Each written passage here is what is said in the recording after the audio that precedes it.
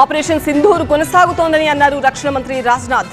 గుజరాత్లోని Bhuj air base లో వీర జవాన్లను అభినందించారు. పాకిస్తాన్ కు ఇది ట్రైలర్ మాత్రమే చూపించామని, సినిమా త్వరలో చూపిస్తామని వార్నింగ్ ఇచ్చారు.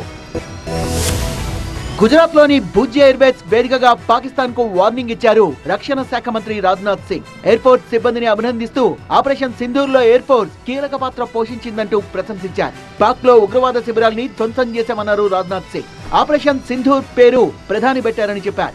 ఉగ్రవాదులకు నిలయంగా ఉన్న పాకిస్తాన్ కు సాయంపై IMF పునరాలోచించాలని, ఇది ఉగ్రవాదానికి సాయం చేసినట్టే అవుతుందన్నారు.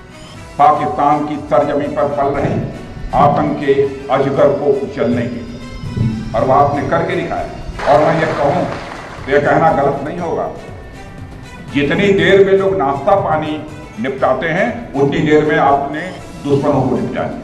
आपने दुश्मनों की जमीन पर जाकर आपने मिसाइलें गिराई है.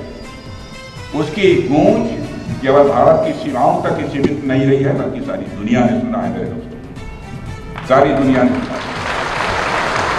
ఆపరేషన్ సింధూర్ ట్రైలర్ మాత్రమే అన్న రాజ్నాథ్ సింగ్, పాకిస్తాన్ ప్రతి కదలికను గమనిస్తున్నామని, ఏ మాత్రం కవ్వింపు చర్యలకు పాల్పడ్డప్పటికీ కఠినంగా శిక్షిస్తామంటూ హెచ్చరించారు. కాల్పుల విరమణతో పాకిస్తాన్ కు అవకాశం ఇచ్చామన్నారు. ఆపరేషన్ సింధూర్ భారత సత్తాకు పరాక్రమానికి నిదర్శనమన్నారు. ठीक उसी तरह वर्तमान सीज फायर में हमने पाकिस्तान को बिहेवियर के आधार पर अभी प्रोबेशन पर रखा हुआ है. यदि उसका बिहेवियर सुधरता है तब तो ठीक, और यदि बिहेवियर में फिर से गड़बड़ी आती है तो उसको कड़े से कड़ा दंड दिया जाएगा.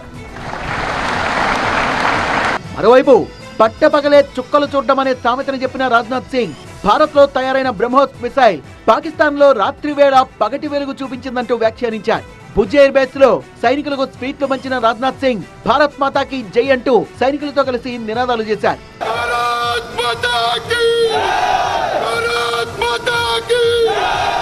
గురువారం శ్రీనగర్ ఎయిర్ బేస్ కు వెళ్లిన రక్షణ శాఖ మంత్రి జవాన్లను కలిసి అభినందించారు.